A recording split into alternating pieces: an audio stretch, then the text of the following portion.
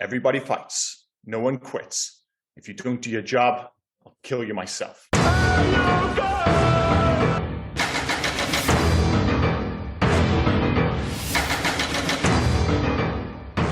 I'm Liam, this is Rob, and this week on the Hey You Guys podcast, we are looking back at Paul Verhoeven's 1997 satirical sci-fi masterpiece, Starship Troopers, a movie that can be enjoyed as a good old-fashioned, if somewhat of sex-obsessed war movie, but one that is also hiding its satirical critique of US nationalism and its inherent similarities to US Nazi Germany in plain sight.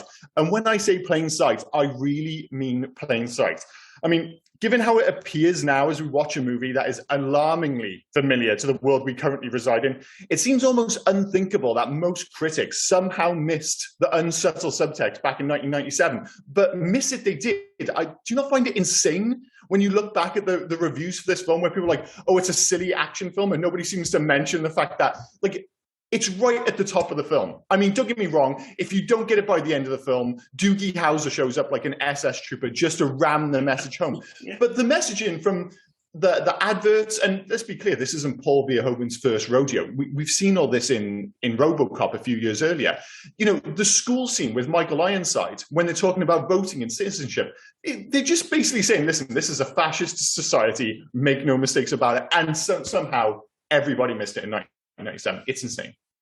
Yeah, it is so on par with like Hitler's regime. It is insane. Yeah, how they didn't get that this fascist army of supermodels are really the good guys is beyond me. But the genius of this film, the genius of Paul Verhoeven, is that even if you're aware of the satirical take on US nationalism, the fact that this is a fascist society, these are a bunch of fascist white, Nazi youths, you can still totally enjoy it as an action film, even though you know that. Film. Yeah, and the thing is, it's because it never makes, even no matter how deeply you read into the subtext, it never makes the kids the bad guys. Like they're doing right by what they believe is right. They're the kind of victims of an imperialist society in this film. Like, the people running the show, the people, Sky Marshal Dean, the most incompetent Sky Marshal of all time. Those are the real bad guys. They're the ones who run the show. It's, the news reports. That's the evil of this film. These kids feel like they're doing the right thing. They're fighting for their world. They're fighting for Buenos Aires. Let's do this. So these kids, right? First thing I want to say is, I love your intros compared to mine. Your intros always go into like satire and political and all this. And my intro is, some guy did this on this film. Don't worry, I got loads of notes on this guy did this. Sorry, we'll get to that. Let's go with these kids, right? And I know Buenos Aires is like, of the last census. I did check this out, by the way. Buenos Aires of the last census is 88.9% white. Okay. Yeah, but it's not that kind of white. No, exactly. That's what I'm saying. White has a spectrum, and Buenos Aires. Nobody in Buenos Aires looks like fucking Casper Van Diem. Latin America, not America. Like, oh my God, insane. It is. Well, that's one of the great things about this film is that it doesn't explain it. Like, again, it's kind of letting you know that this is an imperialistic, not only society but in America. Like, I can only assume that they're implying that the US has colonized South America. It sounds like nobody in this film, like, you look at the school and stuff, at the dance, for instance, nobody even looks remotely Latin American. No, so have you read the novel? I haven't. It's a very, very different beast. Well, no. In some ways, it's exactly the same, and in some ways, it's completely different. It's such a bizarre situation. I just love the introduction of Johnny Rico, or should I say, as he's called in the novel, Juan Johnny Rico. Like, our Johnny Rico on this film, Casper Van Diem, is not a Juan.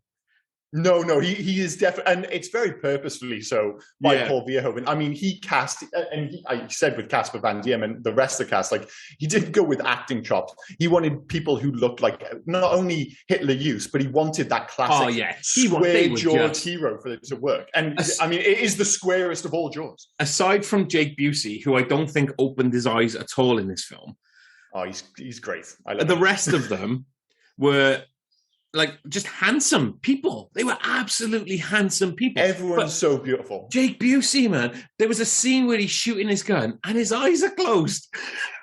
I mean, there's a lot of that, like that early CG problems, where people are shooting at the aliens, but the alien is in front of them and their guns are pointed like 2 foot above them. There is a lot of that going on, despite the fact that the special effects in this film, that combination of CG and practical effects, holds up so much better than I thought it was going to. This film still looks fantastic. It's unbelievable. It does. But, it really looks good. I mean, the bugs or the arachnids, they look great. The sliminess of the brain bug looks fantastic. Like, it all looks great. Even the part where I will get into Patrick Muldoon getting his brain sucked out of his head a bit later on. Oh, absolutely. But even that part. In regards to Patrick Muldoon, right, we meet him at the beginning. Patrick Muldoon is, I forget his actual name in this. He's part of the... sorry? Xander, yeah. Xander. Apparently, he is in a rival high school, the same as them. Mm-hmm. He looks 45 compared to their 40. He does look older, right? Yeah, there's definitely a 90210 thing going on throughout this film. Yeah, a lot of 30-somethings going on. So he says he's shipping out to the Space Academy. Then maybe 2 days later, she ships out to the same academy. Now, he's just left high school, okay? Yeah. So after some training and stuff, how has he become the training officer?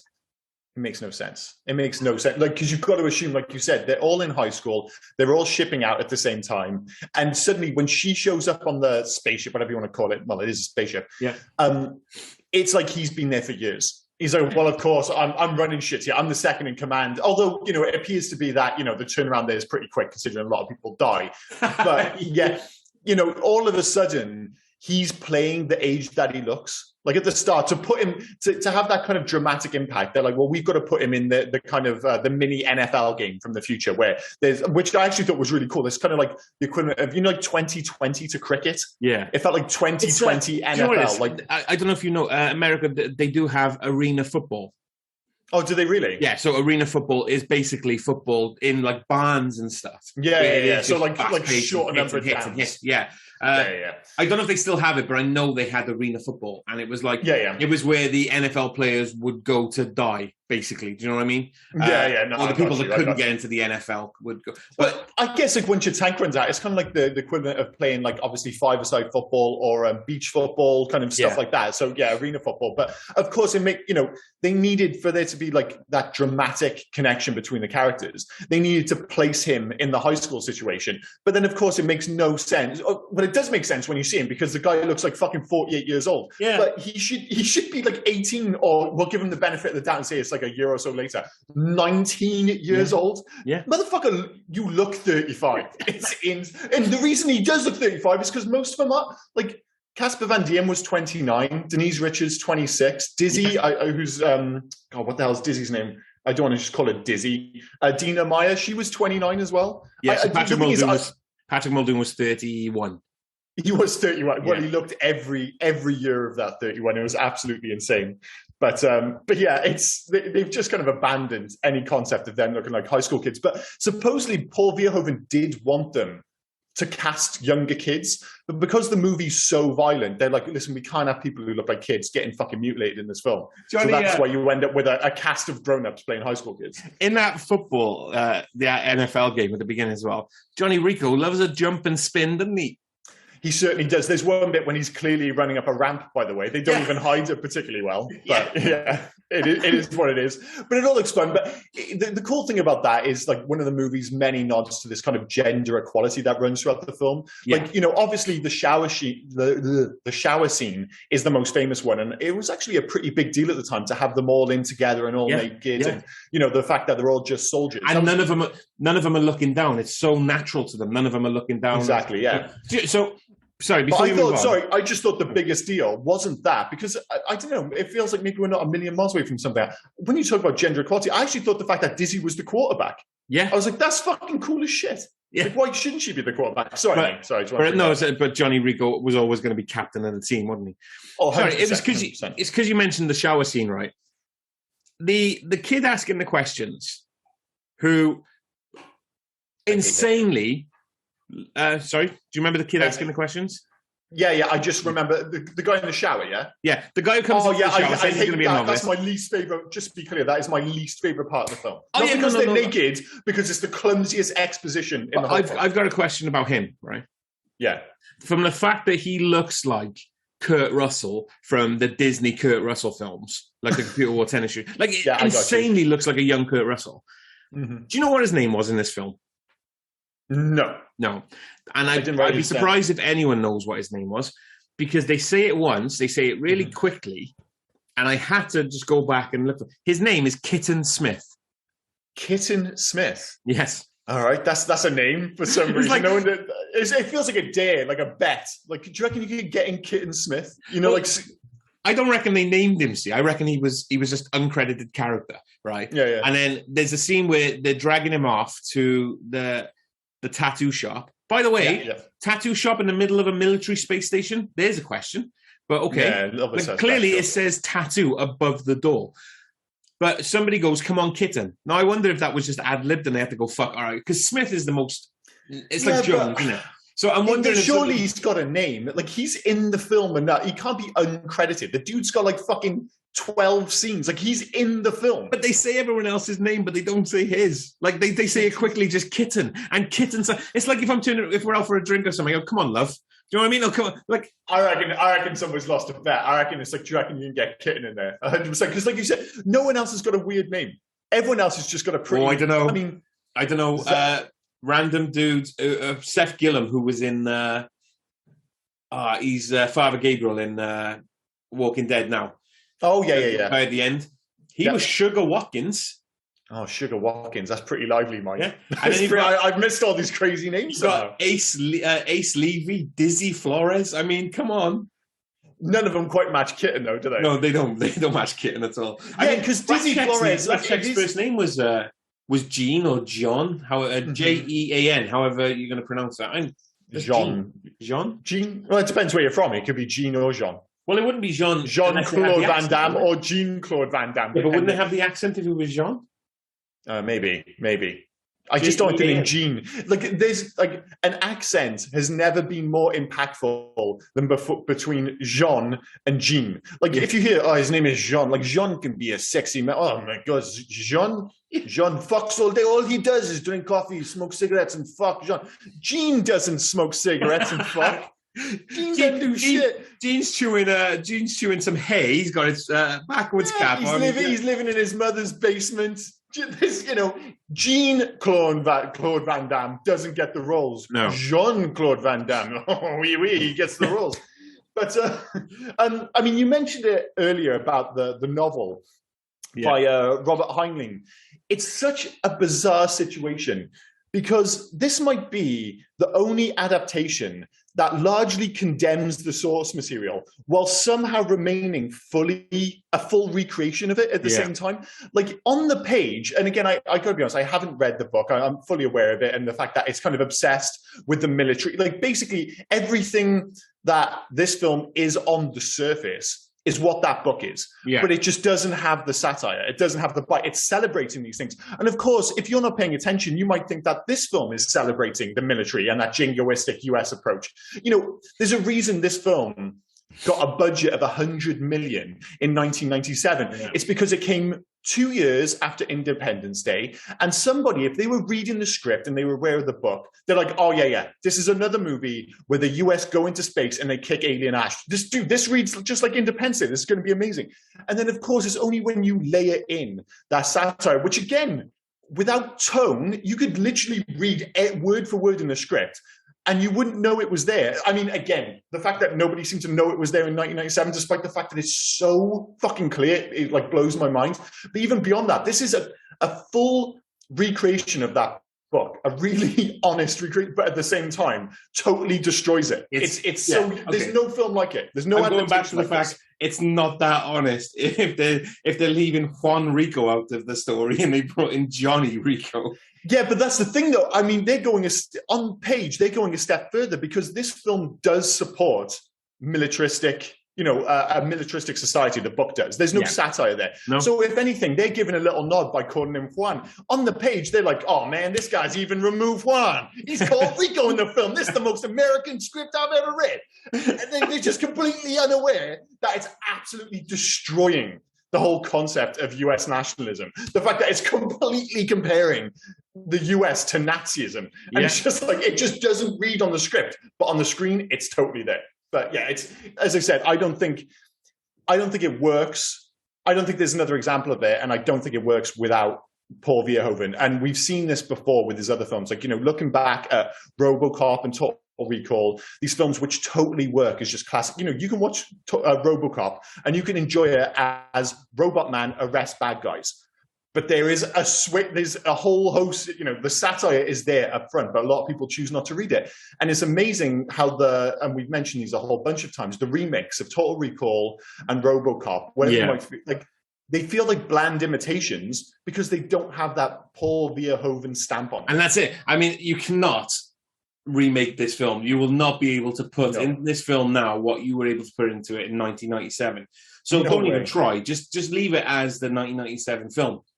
Yeah. And the thing is, like, I just, again, we will move on from this. Just the fact that he's so brazen about it, like the fact that they have those, and again, so much of this is aged so well. The fact that it's familiar is one. You've got like do you want to know more stuff? That just feels like modern day TikTok, Twitter. There's constant array of videos. But this has got. They have that opening discussion in the school about citizens having the right to vote. About the only people who get the right to vote are citizens who have committed. Well, not just service. That. Having a license, is it having a license to have kids? Yeah. Also, so you've got to go through the indoctrination of military service and build up those bonds with other soldiers, get the tattoos. That's why the tattoo place is at the military, so you can get the tattoos, so you feel connected to the military. And to ensure that they're loyal to the cause. If they're infantry, if they're mobile infantry, and I appreciate they're coming from space and they land, why death from above? That's exactly what I said to Betten. I was like, surely it's death from the ground. Yeah.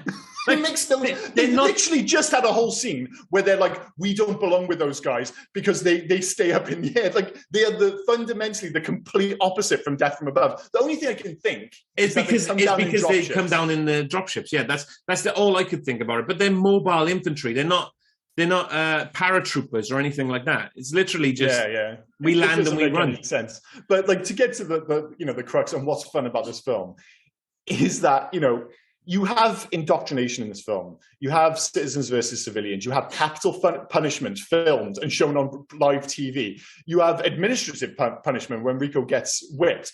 Propaganda all over this film. Child soldiers, they're not at all subtle. But it doesn't matter because it's all stuck behind sexy teens fighting a war. And the fact of the matter is, that is how I watched this film when I was 15. Like, I was vaguely aware of the propaganda because I remember, like, I'd seen RoboCop. But I'm not sure about you. This was the first 15 I went to the cinema on my own to see. Well, we said it last week because you said this was, and mine ended up being Mortal Kombat Annihilation. Yeah. So I win this round for sure. Yeah. But then I lost a round because I went to see Mortal Kombat Annihilation twice, which is unforgivable. But this film had such a big impact on me because I remember going to see it, and I'd grown up with violent movies like yourself. I'd already seen the aforementioned RoboCop, Aliens, Predator, Terminator, all these films. But I had never seen a film this violence, which had successfully combined CG and practical effects. Like, as gruesome as a lot of these films were, they were all tied to practical effects. And as great as they were, there's a limitation to what you could do. When this film starts and suddenly soldiers are being thrown up in the air by the arachnids, or whatever you want to call them, and the bugs, and they're getting bit in half, and legs and stuff are flying out. I remember thinking, I've never seen anything like this in my life. Anything like it. In regards to the propaganda side of it as well, you've got that happening, haven't you? Where they're getting where you've got the guy right at the beginning going, "It's a hostile planet, it's a bug planet," and there's people dying behind him. But when you've got Doogie Howser then at the end, not Doogie Howser, they capture the brain bug.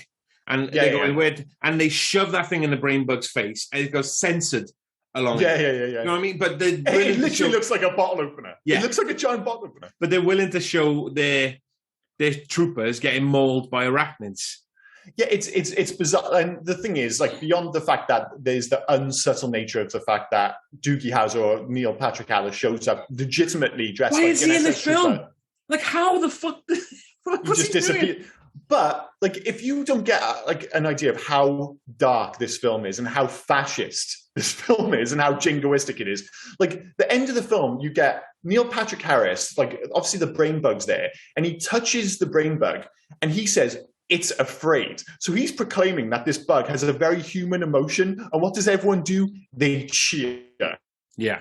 it's the more you think about that, the fucking darker it gets. And what you get straight after it, them all walking away, three best buddies again. We can do anything together because we're Also, three white kids. It's insane. How good is it as well, right? That they had their cake and ate it.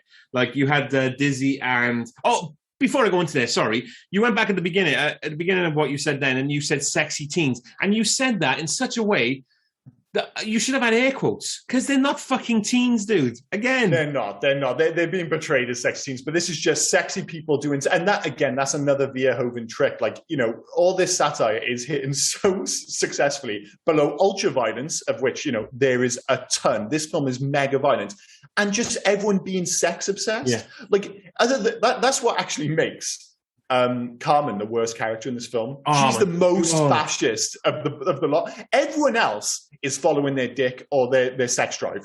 Like, Dizzy wants to fuck Rico. Rico just wants to fuck Carmen. Xander just wants to fuck Carmen. And Carmen, realistically, she's just reacting to whoever's like put in front of her because she's a bit of a tease, but whatever. But she's the only one, like, right from the off. She is totally in on it. Like, at least Rico questions what he's doing. His parents are like, listen, guys, you know, they're the only smart ones who seem to be aware of what's happening here. They're like, you're being indoctrinated here by your teacher. Yeah. And as cool as Michael Ironside is, that's exactly what he's doing. He is Korea, to say the least. But Carmen, she is on board from minute one. She's not following her sex drive at all. She's like, I am a fascist, nasty youth, and I want to go full career for. And she's using what she can to get her way. Like, she had her fling with Rico, and then when she realized Rico was just going to be mobile infantry, basically cannon fodder. Do you know what I mean? She bails on him. And bails on him to go for Xander. And then all of a sudden, when Xander dies, she's back to Rico again because Rico has saved the day. Do you know what I mean? Well, so, supposedly there was an initial cut of this where she kisses Rico at the end, but like people, like the test screenings were so angry about it. They're like, she can't go back to Rico. The fact supposedly a lot of people said in the rooms that because she left Rico, they wanted her to die because she chose a career over Rico. I was like, God damn, I don't dislike it that much. And let's be clear, I get over a lot because, I mean, 1997, Denise Richards is one of the most beautiful women who have ever lived. Like, there's just no two ways. But I mean, she was unbelievable. I mean, again, you talk about this film working at a certain level, and I think they actually said it, despite getting mauled by critics and, you know, the ultra-violence of it all, it was loved by kids.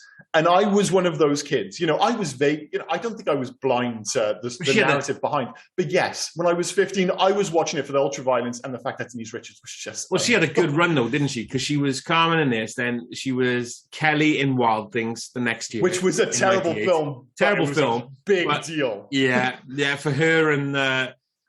Sidney Prescott, what was her name? Neve Campbell. Neve Campbell, yeah. But basically, this is like, you've got to remember, this is 1997. We're 14, 15 years old. And FHM is at the peak of its powers. Like, when I was that age, the top 100 sexist women list on FHM was such a massive deal. Yeah. And like, Neve Campbell and Denise Richards were like two of like right at the top. And the idea of those two like kissing, I know it sounds like so lame and juvenile now, but in 1997, yeah, that was a big deal. So yeah, that movie was rubbish. But I can see you, mate. Why are you rubbing your nipples? Liam, stop it, mate. Stop it, Liam. Dude, I'm always rubbing my nipples. And then the next year, then 1999, she was Christmas Jones. Dr. Christmas Jones. Yeah, it's weird, isn't it? Because, you know, on paper, she was a Bond girl, but I just don't feel like, you know, I feel like whenever anybody thinks of her, and again, it's maybe unfair or the nature of the time, you know, what the late 90s, early 2000s were like. But when most people think of Christmas Jones, they just think of the quip now, don't they? Yeah. I thought Christmas only came once a year kind of thing. Yeah. It's just like, you know, you do look back and you're like, oh, it's a little bit cringy, but she did have this great run, but then she married Charlie Sheen and things kind of started. Yeah, it all went a bit downhill after, didn't it? So I know I'm jumping right to the end, but I have to mention it, right? I've already said Patrick Muldoon, who was Xander. They end up in the Brainbugs temple, as it were, the Brainbugs hideout. And I'm picturing the direction by Paul Verhoeven. Okay, Patrick, the brain bug is going to stab you in the head now, okay? So we want to make it look real that you've been stabbed in the head. So as soon as he stabs you in the head, can you do your cum face? And then as he's sucking the brains out of you, can you just make orgasm noises? Thanks a bunch, mate.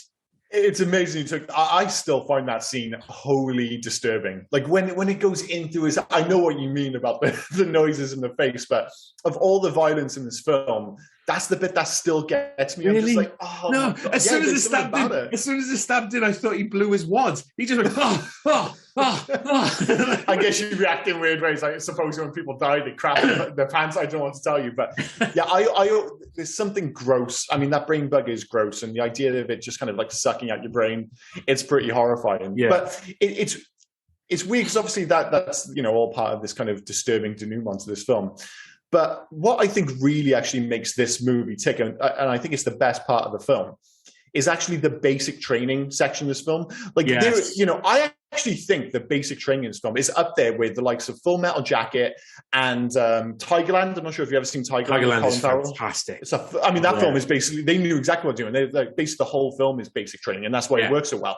This film, I forgot, you don't actually see quote unquote, you see that opening sequence before it cuts back a year earlier. And I think you see one section where they have are they called arachnids or just bugs or whatever? No, arachnids. Arachnids, yeah. When they have one in a cage. But you don't actually see fighting with the arachnids in any great scale for like a good hour into this film. And this film's a long film. It's like 131 minutes. And the reason is, it's almost two films. The first half is a classic, soldiers go to basic training. And that lasts for like an hour, and you don't see any arachnids. It's all about building up that relationship. And I think, again, the reason the satire works is that you go on this journey with these characters, you learn to enjoy them. And again, part of it is just like, who's going to get with who?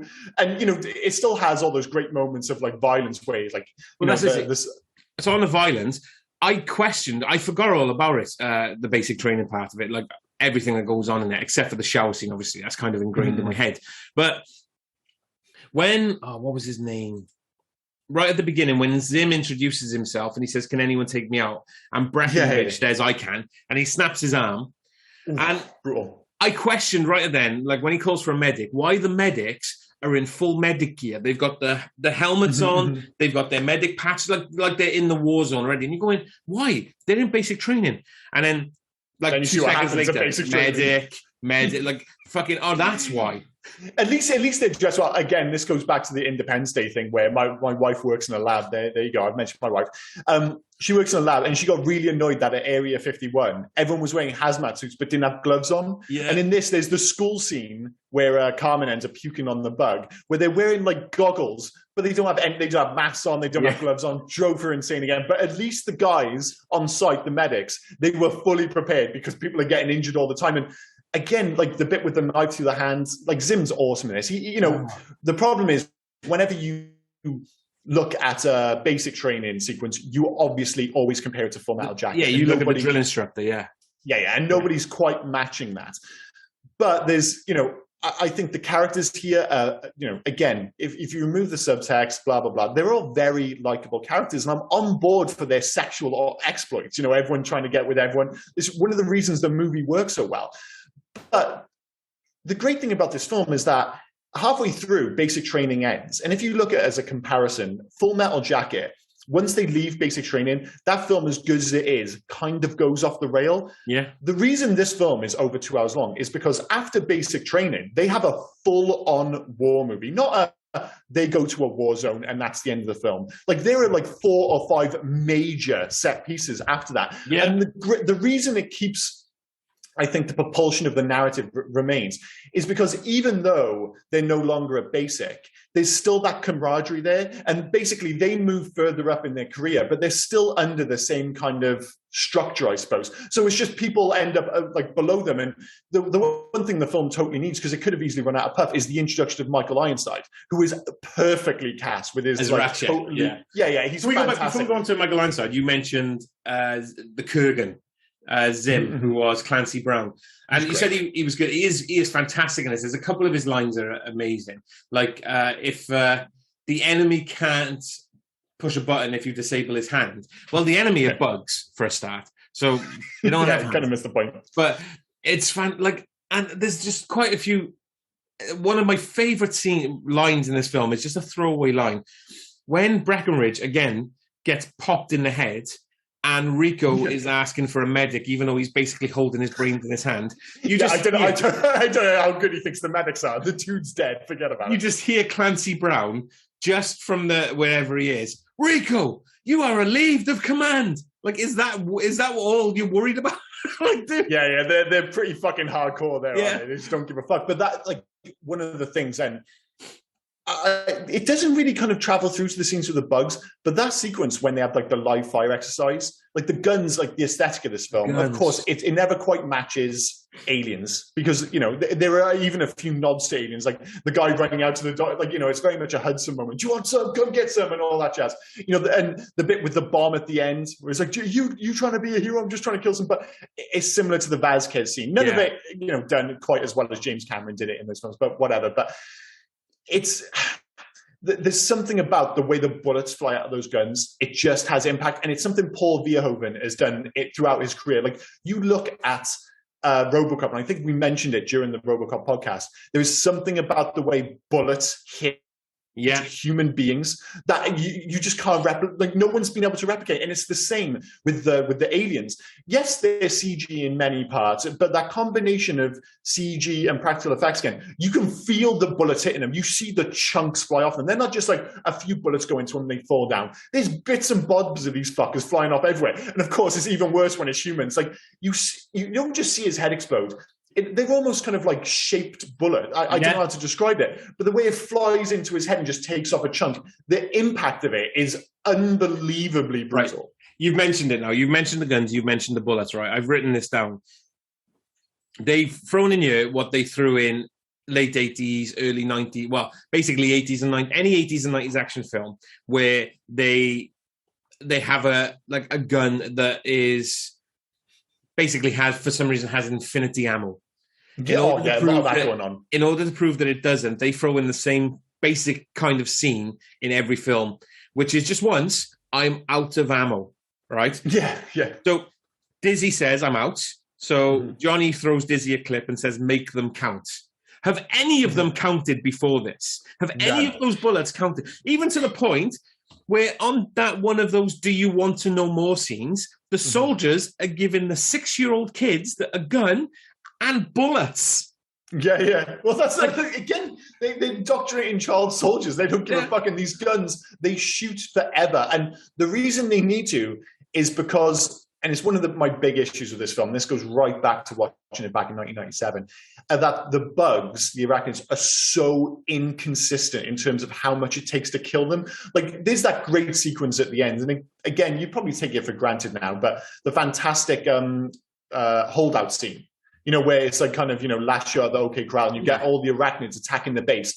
Like, back in 1997, I had never seen anything like that. I was like, look how many there are on screen at once. You know, it was those kind of technical aspects where, like, look how many they can put on screen at once. Yeah. So they must have the biggest computer in the world.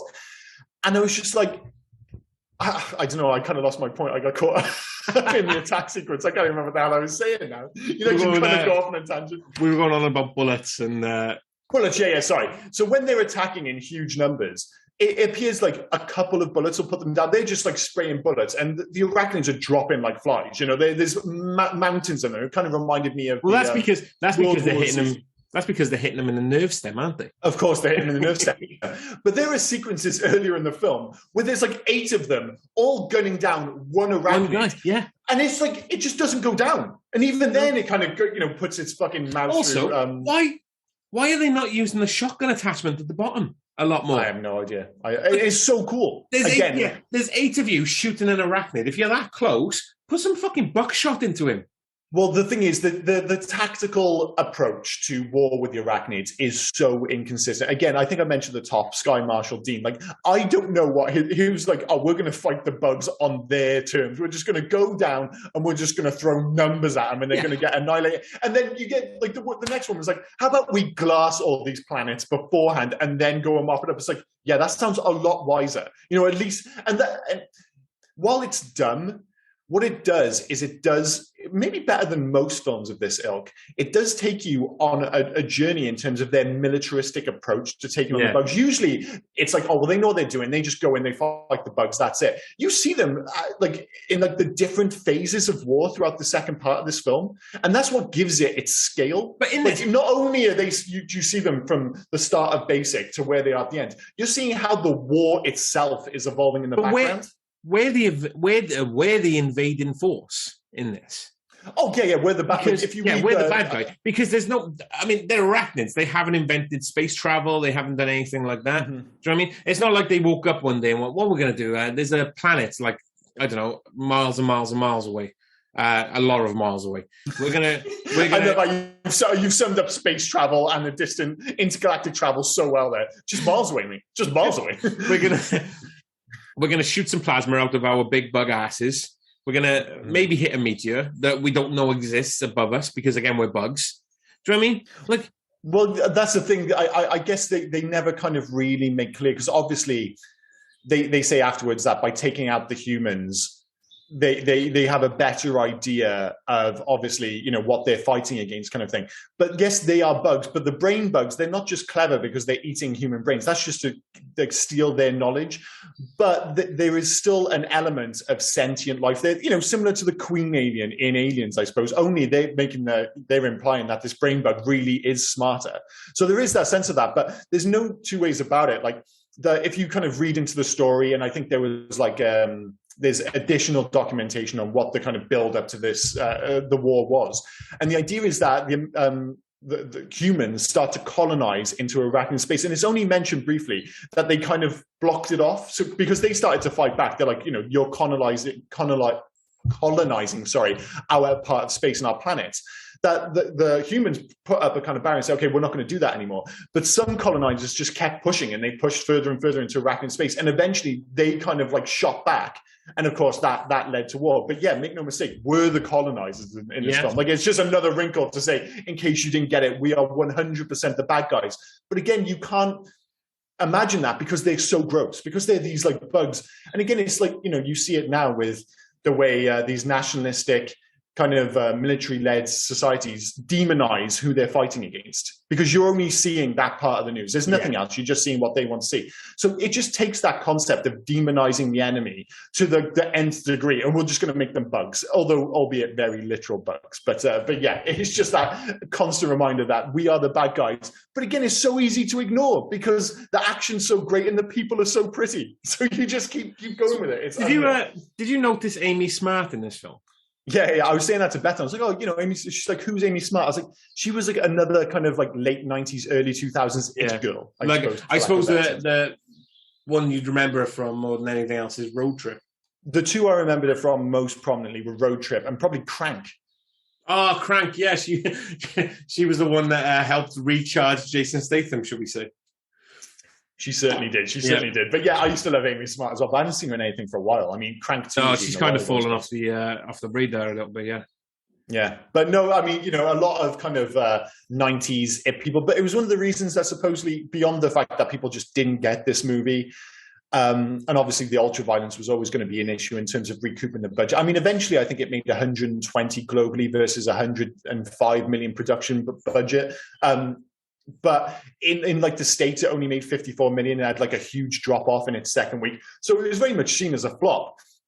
And a big part of that, obviously, were the Midland reviews. But, you know, it's easy now to look back and go, oh, Casper Van Diem, he's the Starship Trooper guys, and Denise Richards. But these were largely unknowns. And this also had the issue of being sandwiched between like absolute monsters. Like just before this was The Fifth Element, another film we should do, and another film whose special effects have really aged well, and The Lost World. And then the other side of it was one of the biggest film of all time, you know, until recently, was Titanic. Yeah. So this film was always kind of doomed to fail. Although but I will say right now, we're never doing Titanic. No, we're not doing Titanic. No. I just feel like I actually really like Titanic, but I think it would just be weird, you and I doing Titanic, so we're not going to go there. But Fifth Element, 100%. But out of all those films, I actually think this one's probably aged the best and certainly lived longest, other than Titanic for obvious reasons. But it's lived longest in the memory because, you know, is it possible for $100 million film to be a cult film? The answer is yes. This is 100% a cult film. Yeah, I mean, people who love this film love it, and I think the critical response to this film has changed dramatically. If this film is released now, nobody misses the political subtext. Nobody misses it, and I guarantee this gets reviewed so much better. Yeah. It's just so much ahead of its time. I appreciate it's ahead of its time. I'm not too sure it gets reviewed better. Like I said, I think you're fixating a lot on the political side of it just because they didn't back then. Well, no, because the problem is so many people, like the critic, like Roger Ebert, you know, he just kind of writ this film off as like a stupid war film for kids. Like, oh, this is a film obsessed with 11-year-olds. Like, no, like it needs to work on both ends of the spectrum. I think you look at all that action, the overt sexiness, the fact that all these kids, like, if you're not seeing the satirical side, like, why is everyone so pretty? Why is it so violent? Like, this is so stupid. You were obsessed with them being attractive. You were obsessed. I can't think, again, of another film which has done it so purposefully in terms of the casting, but for the opposite reason. Usually films are like, put it this way, if Michael Bay had adapted this book, it would have been almost the exact same film, but for all the wrong reasons. Like, he would have adapted the novel, like, bang on, but he would have tonally gone for the same thing because he's obsessed with the military and he wants sexy girls on camera. But there's nothing smart. He's not winking at the camera. He's not saying, oh, look, beautiful white kids. Because he is literally just like, I love the military and I love pretty young girls. So you get the same film, but it's completely different. Michael Bay was a terrible director. But what this film does do quite well is women's empowerment. You've got women in power. Yeah. You've got Sky Marshal, whatever her name was, who took over from the terrible Sky Marshal. Obviously, you've got the captain. Dizzy, not Dizzy, what's her name? Carmen. Then she goes straight into being a pilot. Then she becomes captain at the end. I mean, women's empowerment is done very well in this, I believe. No, it really is, and it's just one of those films that seems to just like I think you mentioned there, have its cake and eat it. Yeah, I don't think any film has had so much cake and eaten all of it. It's insane. Can I ask you a random question on the ship? Yeah. When they drop them off to Planet P or wherever it is, and then they have to do an emergency evasion on the ship. Okay. Oh, I know exactly where you're going. Whose job is it to replace the glass in the emergency invasion button? And why do you even need to break glass to use one of the boosters? Yes. It's insane. You know, usually you think of like a Star Trek film, and if you have to break glass, it's usually to kind of like disengage the back of the ship. Yeah. It's like, oh, well, we're going to separate the ship. This is to like use a booster for evasive maneuvers. And the whole thing with evasive maneuvers is they have to be done in a split second. So the last thing you have to do is smash glass. It seems very unnecessary to have that tower pop up out of nowhere, punch the glass, press the button. I can imagine the maintenance guy now going, oh, we didn't have an emergency maneuver. I'm going to have to replace that fucking glass on the bridge again. I had Alan Rickman in my head the whole time. The idea, like, it pops up, she just looks back, and Alan Rickman breaks the glass. It is 100% unnecessary. It's just them trying to add an extra bit of drama. Everything in this film that is insane. Like you said, you've got 60-year-old, 20-year-olds. You've got just everything. The whole, like, not being able to reload, the whole traveling to kill bugs on another space. But for some reason, the fact that she had to punch glass to do an emergency maneuver really jumps out. Yeah. It was that. And one of the, like, I guess going further down, is just like, how convenient is it that every planet has the exact same atmosphere as Earth? Not just Klendathu, but all the kind of like, you know, Planet P and everything. Everyone's walking around. It's the same gravity, breathable air, no fucking problems. They haven't got time for that. Say about the same gravity, Mike. Johnny Rico was able to... to battle gravity for a bit when he stood on the back of that bug and shot it. He did. But that scene still looks so good. And that is one of the things. It looks like, make no mistake, if you're just watching this as a bog standard, and again, same as RoboCop, if you want to ignore all that nonsense in the background and just watch this as an action film, make no mistake, it fucking holds up. It does. Like, it's a bit dopey, but it looks great. Like, it looks great. That scene did look okay, but it did suffer the same problem that Blade 2 suffered, where when they CGI the character or the actor, for some reason they become thinner and taller. Yeah, everyone looks really like that's the perfect example. That scene, I know the one you mean. In Blade 2, they're fighting in front of the lights. Yeah. And it should be this really cool scene, but there's a bit when it cuts to CG, and all of a sudden Blade's arms look about 7 foot long. And my issue is that they look like they're made out of rubber. Well, Blade becomes your height then. He becomes about 11'2", doesn't he? 11'2", 100%. Yeah. So it's a weird thing from kind of late 90s, early 2000s. And that is one example of that. But as we mentioned at the top of the podcast, for the most part, they do a pretty good job of knowing the limitations of the technology and kind of combining a lot of the CG with practical effects. Yeah. And that is one of the few bits where obviously he's running around on the back of a giant bug. But there are practical effects that, you see when it's up close, it is a real, well, not a real bug, but you know what I mean? There's something concrete there. It's prosthetic. And then Yeah. But that is one of the few times in the film where it kind of gets away from it itself, and you can see the limitations of the technology at the time. But for the most part, when I'm watching it, I was like, is this going to age well? Is it going to look pretty rough? I was like, this film looks great. Do you reckon it looks really good? I reckon I was amazed how good, because the bugs were created by the guy who did the special effects for Jurassic Park. Yeah. And they were actually a left of one of your favorite films, Tremors 2. They were the Shriekers from, the design was for the Shriekers from Tremors 2 of all fucking things. But they are the kind of like the secret MVP of this movie. They look fantastic, and they are such a threat. Like, you think of like a film we've mentioned a whole bunch of times, like Live, Die, Repeat, because you hate Tom Cruise. But beyond the Tom Cruise thing, I think that film, other than the final act, is almost a masterpiece. Just fucking kill Tom Cruise. Just well, they literally do all the time. But my issue, like with that film, for instance, is that you never really get a feel for the aliens. And you have this in a lot of films. There are very few aliens on screen which have that visual and visceral impact in the same way that, say, the xenomorph did in Aliens specifically. But these come close. They are unpleasant and terrifying. The thought of having one of these in front of you is so scary, and a big part of that is because you see the people getting absolutely mauled. They're getting mauled. They're getting torn apart. Do you reckon? I reckon I know who had the most fun on this film, on this production. Whoever was chucking the green or red paint over the actors to simulate the blood. Oh, yeah, that's a lot of paint just chucking on. Like, it's weird because for the most part, you don't see a lot of it, but there were just 2 sequences where they're like, but dude, we bought all this fucking blood. It's like, all right, well, we're going to use it on, we bought a bucket of green blood and a bucket of orange blood. And like, well, we're going to use the shit out of these 2 scenes. I can't remember if it was Sugar with the green blood or whether it was Johnny Rico with the orange blood, but there was a scene where they walk up and it's just perfectly halfway down their foot, like symmetrical. Yeah. It's just on the one side because they turned their head. It's literally like they wiped one half, like Two-Face.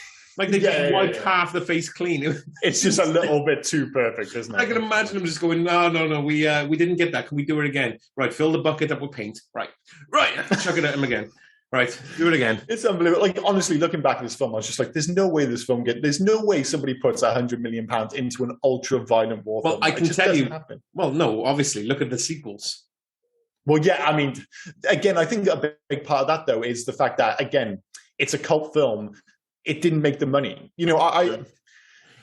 That was always going to happen for a film which ostensibly bombed, but people had a lot of time for. They're like, the concept still has a crowd, but we just can't afford to put 100 million into it. And, but we've talked about how many of these films, I mean, last week, Dusk Till Dawn, all these films used to have straight to DVD. We literally just mentioned Tremors. That had like 5 fucking sequels to a that was a good thing about an 80s, 90s film. They always come up with sequels from. I know we're not in Legacy yet. I just wanted to mention, we've already mentioned the guns, right?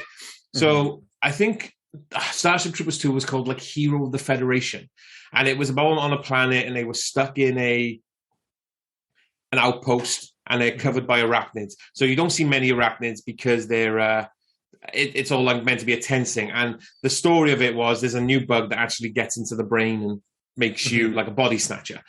But because of the budget, right, there's no CGI bullets anymore. There's none of that, right? Because now the Federation has a new weapon, a laser gun, right? So it's basically the same kind of machine gun where they have the nozzle, the barrel at the front, right? Just lights up when they press the trigger, like you're playing fucking Quasar or laser tag or wherever it is. It's so phony. God, mate, it's awful. It's so, and as I said, that's one of the great things about these Paul Verhoeven films. And actually, you get a nod to what it was going to be like at the end of the film, when you have again. The film legitimately ends. The final thing you see is a propaganda video. Yes. I mean, again, this idea that this film is not subtle. But the new guns that they have, do you notice they look exactly the same as the assault rifles from Mass Effect? Yes. The exact same shape. And even the ships, I was like, oh, it totally looks like Mass Effect. So, yeah, it's a shame they didn't take that on. But, yeah, needless to say, and we will get to this in Legacy, I've not watched any of the sequels, and that is absolutely fine. I love this film, 97. I love it now. I still have no interest in seeing the sequels. We've been chatting on this for about an hour, so yeah, we'll have to move on. You want to cover? I think I've covered everything. We'll just do them straight to love and hate. So, love. I mean, the genius of Verhoeven, the fact that the good guys are ostensibly Hitler Youth in different clothing, but you can still enjoy the movie on a more rudimentary level, as an action film, despite the fact that you're fully aware of what he's going for is, I think, legitimately genius. And I don't think anyone else is pulling that off. Number 2, I've got Denise Richards because, my God. And number 3, like real top tier basic training. As I said, not quite at the same level as, say, Full Metal Jacket, but this movie doesn't have the same drop off as that film. So, swings and roundabouts. But yeah, right up there in terms of the best basic training sequences in movie history, I think. Mine are going to be random. Love Jake Busey. Oh, that's a great shout. Oh, who we haven't mentioned much. He is great. In fact, like Jake Busey in this film, right? In fact, every time he shot, his eyes were closed. He's so shifty in this film. You honestly think that he is going to turn on them at some point. But no, he's just the nicest guy. He's just guy. And he plays a bright green violin for some odd reason. Yes. Imagine that if you were trying to get with a girl, like, finally, like Dizzy's having her moment with Rico, and then like he's just there in the background with his violin, just staring you with his freaky fucking face. Because Christ, like obviously he's inherited looks from his mum and dad, so he seems to have had the top half of his face inherited from his mum, who I'm not too sure who his mother is, but then definitely the lower half from the nose down is all Gary Busey. Oh, it's full Busey action. Yeah. Like that crazy smile. It's absolutely nuts. But I love Jake Busey in this film. Yeah, he's awesome. He's great. What was it? The training scene. I love the whole. I'm going to include the actual boot camp and the Kurgan in that, because the Kurgan makes it. Yeah, he's great. What the hell's his name? Because he was in them. He was in. What else was he in? Was he in Buckaroo Banzai as well? Yeah, he was. He was Rawhide. Yeah, that was it. Yeah, so Clancy Brown. And number 3 is a bit of a... Well, what did I like for number 3?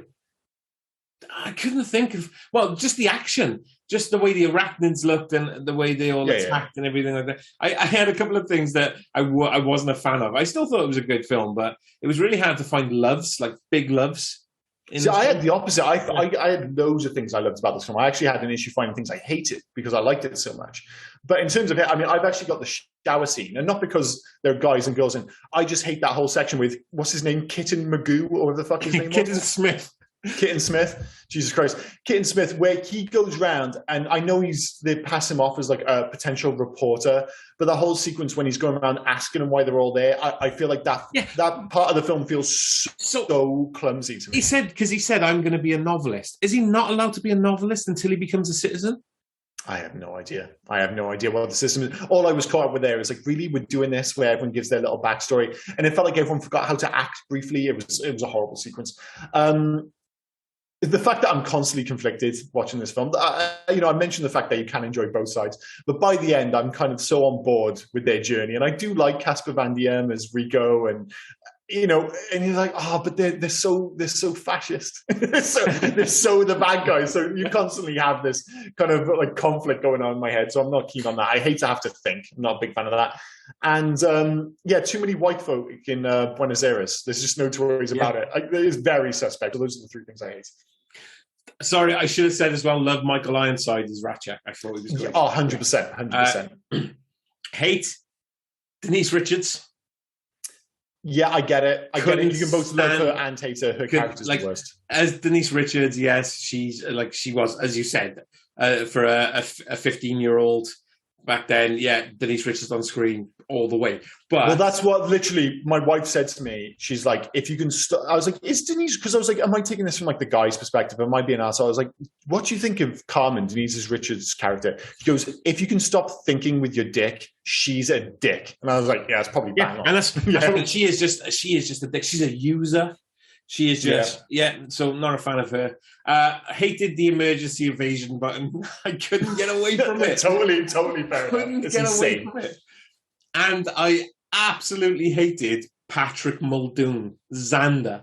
Like, there was no point in the fucking dude. Literally, the only point was to have a bit of argument conflict with Johnny Rico. Mm-hmm, then just to, like, you know, some weird, like, it felt really forced, this sexual tension. Like, it did. I mean, it runs the whole film, I guess, but I'm just not fussed on Patrick Muldoon, like his whole look. Like, he feels like a kind of second-rate Freddie Prinze Jr., which is saying something. And it's feel like maybe, but there's, I'm of everyone in this film, he's my least favorite of the cast, I think. And I mean, when he did his, I'm going back to it, when he did his cum face as he got stabbed in the head. Yeah, you obviously had an issue with that. So he's not great. Yeah, your love and hate's definitely better than mine. In terms of facts, I think we've covered all of mine. I think I mentioned the fact, I didn't mention by name, but Phil Tippett created the bugs and special effects for Jurassic Park fame, and as already mentioned, the designs were stolen from Tremors 2 of all movies. But all the other ones I've got, we've already covered. I got a bit of a long one. Yeah, go for it. Casper Van Dien said in an interview in 2016, I went by the line of school to pick my kids up. You know, you drive up to the school, and when I get there, and there are these 6, 10, and 8-year-old boys hanging out with my daughters, I pull up in the line, and the boys go, Johnny Rico, why didn't you tell us your dad was Johnny Rico? And I said, what are you boys doing watching Starship Troopers? And they said, our dads made us watch it with them. Then my daughters get in the car, and my 10-year-old says, Dad, were you really naked in Starship Troopers? And I said, yeah. And she said, how could you do that to me? Then my 8-year-old says, wait, like naked? And I said, yep. And she said, oh my God, my life is ruined. This was the longest 3-minute ride home I've ever had in my life. Just 10-year-olds just watching Starship Troopers at that 2016. That actually reminds me that I feel slightly bad for Casper Van Dien, because I feel like he was caught like at perfectly the wrong time for Hollywood. Like, I know he was kind of like, and there was a rumor that everyone else was in on the kind of tone that they were going for this film, but that he wasn't told. And that they were like, no, we want you to play this straight. So like Paul Verhoeven told him basically, you're in just a traditional action film, and didn't tell him that this was some kind of satire. But I actually think he's quite good in this. And I think it's a shame because, you know, his look is so archetypal, and obviously that was one of the reasons he was cast with like the square jaw and everything. It's like it would have worked in the 80s, but in 1997, when, you know, Hollywood's moving away from that. Like, you know, the roles for Schwarzenegger and Stallone, they're all drying up, and we're moving into a time of, you know, you think of like Keanu Reeves in The Matrix, and look at Jurassic Park. Look at the heroes of Jurassic Park. Yeah, well, it's have that archetypal. No, it's all becoming more. A lot of them are a lot more waifish and stuff like that. And it's like it wasn't knowing enough, so he was kind of caught in no man's land. And the only person I can compare to in modern cinema, I suppose, you know, his looks are almost ridiculous, is someone like what's his name, John Cena. But luckily, he's self-aware about it. Like, that's what works for John Cena, and that he's got a director like what's his name, Gunn, the guy who did Guardians of the Galaxy, James Gunn, who knows how to use that look. He's like, I'm aware that you look. If we play you as a straight-up action hero, it's too ridiculous. Your jaw is too square, and it's the same with him. And you feel like, God, if you had someone who was willing to work with him, rather than Paul Verhoeven, who's clearly just dragging him into the dirt, he could have had a great career, but instead it was kind of like, this was the peak, wasn't it? Well, to the point that, again, in Legacy, to the point that he went and did the third film. But we'll get to that. Yeah. So it gives a bit of clarification to maybe Buenos Aires was colonized, because the year the movie is set in is 2197. So what's that, 200 years away? Mm-hmm. Neil Patrick Harris was often called Doogie Himmler whenever he wore his military intelligence uniform, as it bore a resemblance to SS uniforms. The name is a joke after Yeah, he played Doogie Howser, which I wonder how many people know him as Doogie Howser now. Because you kept calling, you kept saying he looked like a member of the SS, so everyone just called him Doogie Himmler. Which is fantastic. Well, that is the thing. I've always known him as Doogie Howser. Yeah. But even people my age, I feel like they weren't aware that he was the child doctor back in like the late 80s, early 90s. But that was always what I remembered him for anyway. But now, of course, I'll know him as Doogie Himmler. So Doogie Himmler. It's got to be Doogie Himmler. That's great. A miniature Millennium Falcon can be seen on the backside of one of the Starship's bridges. I never saw that, to be fair. Yeah. Never saw that. And I went back to try and find it, and I couldn't. During filming, Jake Busey suffered heat stroke after working all day in 120 degrees desert sun. This stopped production for a week. When he recovered, several large holes were cut into his uniform so he could cool off. Many other cast member suits had this modification as well in order to prevent further cases. On average, there were 25 people per day being treated for heat stroke during filming. Hardcore, mate. Michael Ironside was Casper Van Dien's mentor on the film, as his character's mentor and also in real life, behind the scenes and on set. And I still hear his voice in everything when I'm acting to this day. The same goes with Clancy Brown. Both of them, they influence me more than they know. Oh, that's awesome. I mean, he did steal a lot of his lines when he became kind of like, you know, the commander or lieutenant or whatever. He was just taking his lines verbatim. I thought he could have shown a little bit more imagination, but, you know, whatever. So we said about Casper Van Dien was doing that whole standing on the bug thing, shooting him and stuff. He actually broke a rib when he jumped off it. Oh, gee. Yeah, it actually looks like a big landing. I was like, is that him landing on the floor when it like throws him off? Because like that looks pretty legit. So it obviously was because he broke a fucking rib. Take this one with the grain of salt, right? Because it's literally just says more ammunition was used in this film than in any previous movie. So any movie done before 97, this movie used more ammunition. I can believe that. There are sequences when it's just obviously when we think of ammunition getting wasted, we always think of Predator and then shooting at the jungle. But there are sequences, like as we mentioned earlier, where it seems to take 1,000 bullets for them to take down one bug. There's like 8 or 9 of them just stood in a line, just shooting, and they never run out of ammo. So they're just shooting forever. So yeah, I can buy into that 100%. You did the quote at the beginning of the film. Beginning of the podcast, right? But you didn't end the quote, which kind of until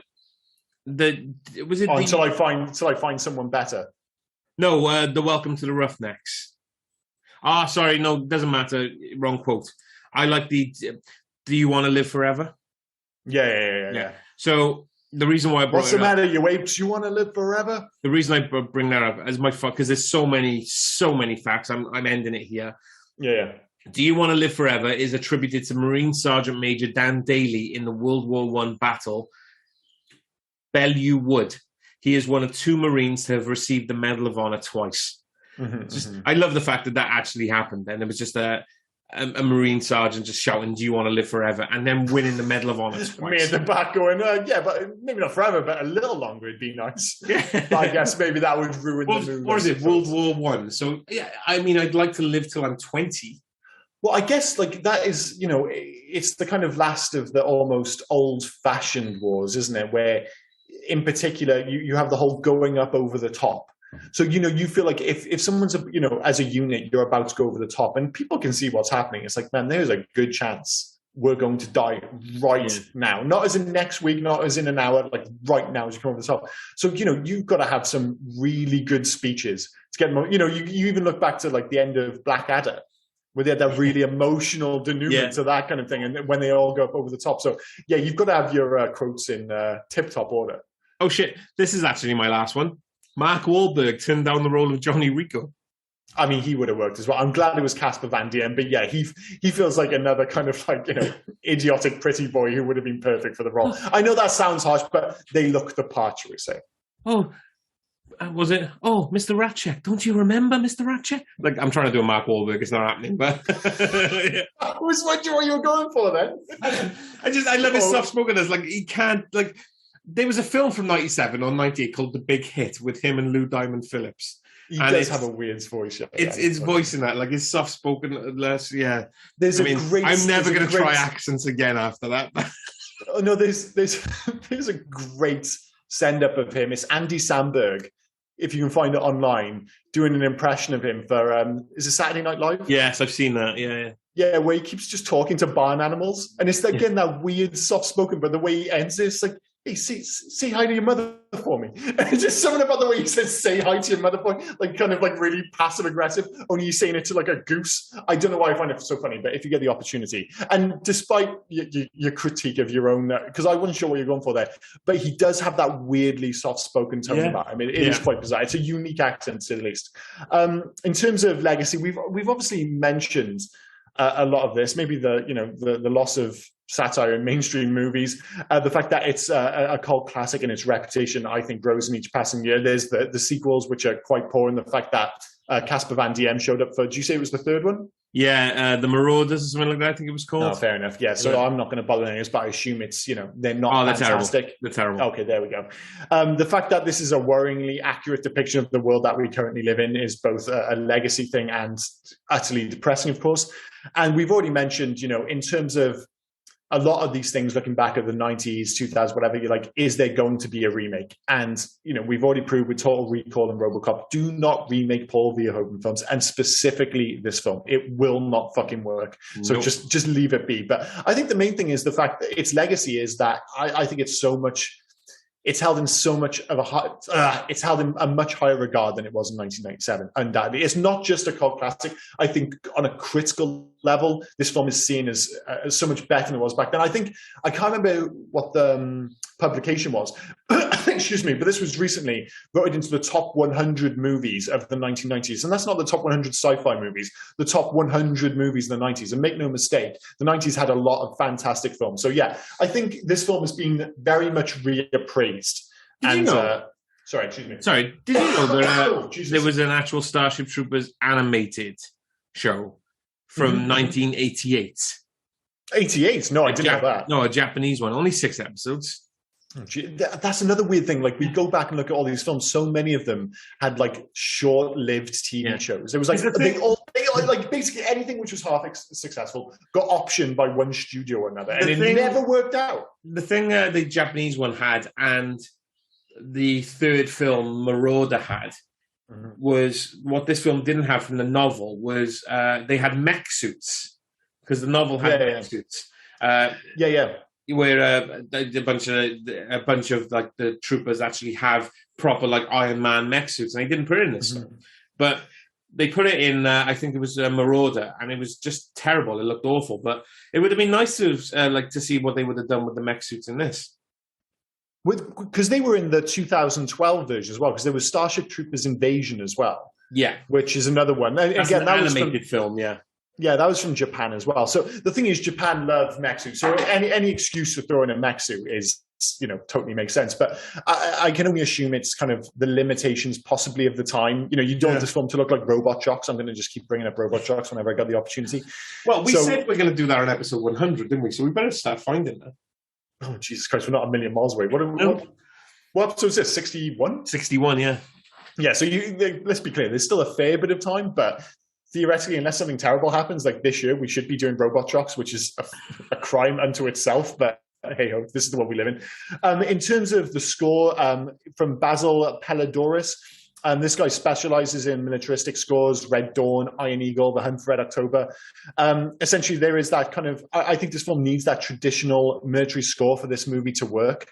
It is a jingoistic film, and whichever way you're approaching this film, you need that kind of score, because despite that kind of satirical edge, should we say, it needs to work primarily as a traditional war movie above all else, albeit one against bugs. And a large part of that work, it works because of his score. And he's worked with Paul Verhoeven a bunch of times. So, and you think of like the bum, like there's some big kind of bombastic audio cues in this film, and I think they get you in the mood. Like your brain can be telling you, it's like, wait, should I be supporting this? And of course, then the troopers are coming down. You've got the music playing, and you've got the bugs, and you suddenly, I'm 15 again. And I'm just watching this as a war film. I can't fucking help myself. And a big sat there in the cinema going, "Do you want to live forever?"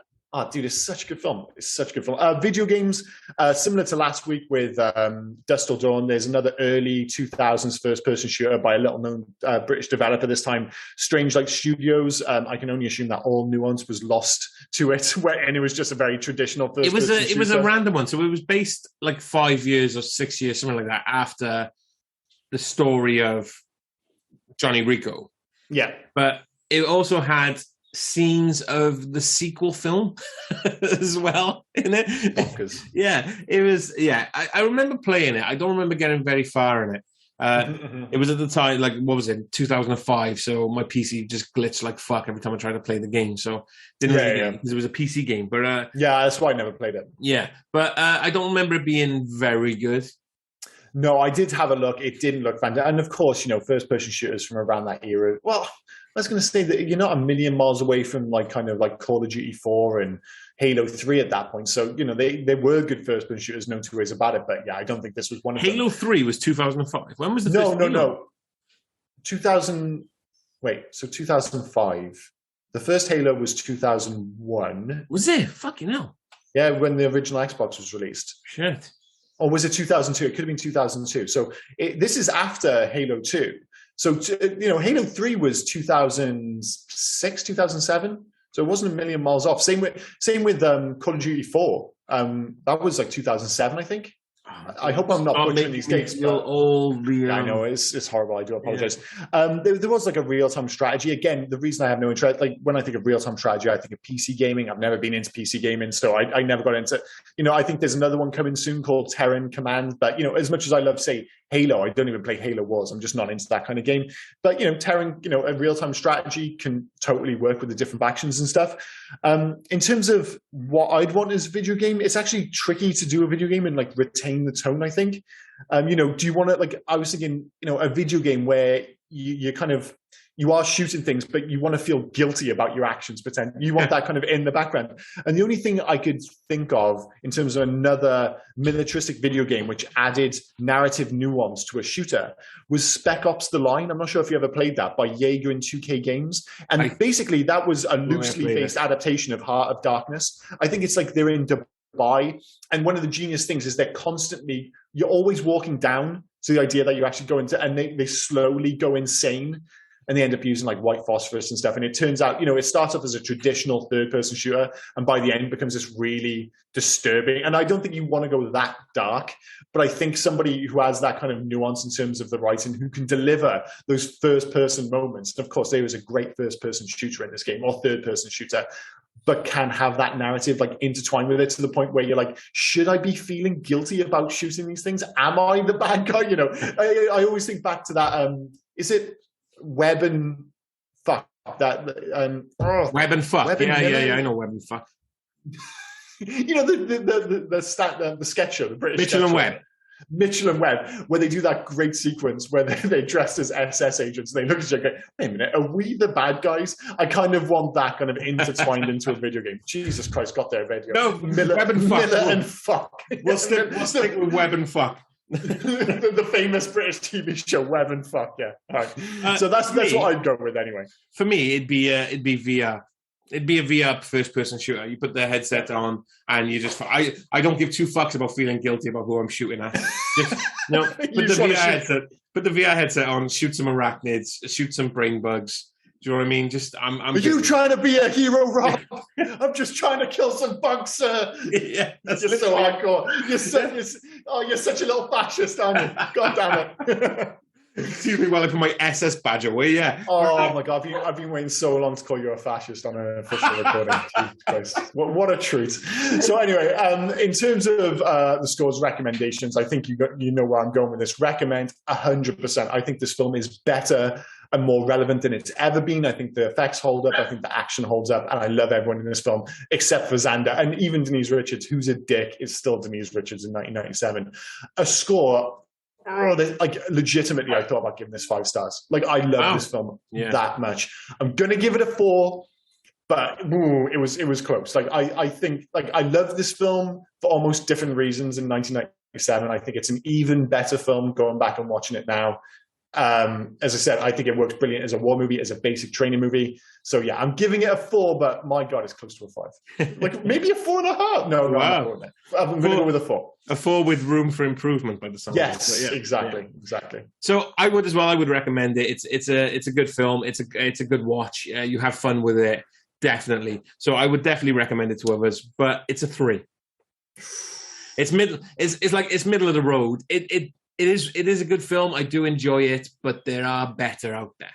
There's not a better space film where you kill bugs, obviously. I mean, this is the best one of that genre, but better than Aliens? It's not better than Aliens, is it? It's not better than Aliens, but it's a complete. I think I'm caught with the fact that there's no film quite like this. There is nothing like. But this it's a 3. It's enjoyable to watch. I'll watch it again in future. Probably when my son reaches 10, and I'll get him to watch it like these people seem to do. But yeah. Well, I get it, because despite the fact that I'm like totally recommending and the fact that I'm nearly giving this a 5-star film, when I was watching with Bethan yesterday, there were times, make no mistake, when I was looking, I was like, she's looking at her phone quite a bit here. there's make no mistake, she is not as invested as I am. So maybe I'm at the higher end of the spectrum. But hey, I'm at the one end, you're kind of more at the 3. So we sit more comfortably in a 4. I think we'll go with the 4. 3.5. We'll stick with that. 3.5. There we go. 3.5 stars. Starship Troopers. So yeah, that's pretty much it for Starship Troopers. So the only question is, what are we doing next week, Rob? Well, before we move on, we've had another mail from Damon Revelet. Okay, cool. Hey, after last week, I thought he was it turns out, even though he lives in America somewhere, he's one of your friends, because of course, world traveler he is. He's gone over and met everyone. But we asked him last week about the puppet show. Yes. Yeah, and he came back. He said that's from League of Their Own, wasn't it? Sorry, so Damon was an extra on the World Series of Game 7. Game 7. He was one of the extras in that film, and he said about Tom Hanks would talk and Rosie O'Donnell would do stand up, and we asked him if it was the puppet show and what was the puppet. And Damon has said, as for the puppet show, Tom Hanks would put caps on baseball bats and hold them above the dugout. I don't remember the content, but I'd like to think it was kind of a Punch and Judy show with Bill Pullman and Harvey Wallbanger. That is a good old Damon. That's a great fucking shout. That's so Damon. That's so Damon, dude. That's so goddamn Damon. So thanks for that, mate. In regards to next week, I feel we've done quite a few 90s, which isn't an issue, but I do want to send us back to the 80s for a bit. So we're going to go full on mullet for the next one, and we're going to go Roadhouse. Well, in fairness, if you are going to go back to the 80s, you are going back deep into the 80s there. That is one of the more quintessentially 80s films of all time. As you say, like there's a lot of mullets going on. There's a lot of hair in general. Sam Elliott's hair is pretty lively in this film as well. But it's a film I watched once back in probably the early 90s when I watched it. And I know people have this soft spot for this film, but for one reason or another, it just wasn't a big part of my life. So I haven't seen this for well over 20 years. And it'll be legitimately looking forward to going back. I mean, spoiler alert, I have seen the sequel. I didn't even know there was a sequel. But if someone told me there was a sequel, I would assume you had seen it, of course. With Jake Busey. Is it really? Oh, well, now I'm kind of intrigued. Jake Busey was in the sequel. Oh my God, this is the world we live in. So yeah, let's go back and rewatch Roadhouse. Perhaps not Roadhouse 2, but that will come up in Legacy, which you will have to cover, of course, because I am not watching that film, despite Jake Busey being in it. But yeah, we really are going back to the 80s for that one. But that should be great fun and a shift in tone, that's for sure. Yeah, like I said, we've covered quite a lot of ever-expanding films on this podcast. We've gone to the 90s and like a big budget and things like that. So I figured we go back to our roots of this podcast. Yeah. It feels like you're wearing the right shirt for it as well. You're wearing a kind of Roadhouse shirt. I got my old check shirt going on. Yeah. All you need is the mullet now. I was going to say my mullet's growing out, but yeah. Maybe in time for next week. We'll have to start doing videos for this. But as always, thanks for listening to the Starship Troopers podcast, and please do join us for very 80s centric Roadhouse next week. So we're not just going to keep going. Roadhouse. I can't escape it. When I'm thinking about it, if anyone understands Roadhouse, it's probably people that have watched Family Guy. Let's be fair. Yeah. Most people will just be like, is that the Family Guy thing? Yeah, it's the Family Guy thing, but it is actually a film. So yes, please do join us for that next week. Thanks as always for listening. I'm Liam. This is Rob. Catch you later. Goodbye. Thanks, guys. Bye now. Oh, and before we forget, here is Rob with all the finer details. Got to get through those, dude. Yeah, so basically you can find us on Twitter, Instagram, and Facebook at HeyYouGuys80s. We're also on email at heyyouguys80s@gmail.com. Please feel free to drop us any recommendations, any corrections or omissions we may have missed from any of the films that we've covered. Just get them in. And also, if you could, please leave us some 5-star reviews. That would really help us. And we'd like to thank, as always, Darry Fletcher at Darry Doodles for the fantastic artwork that we're now producing. Thanks for that, mate. Cheers, Darry. Thanks again for listening, and we will see you next week. Cheers. Bye.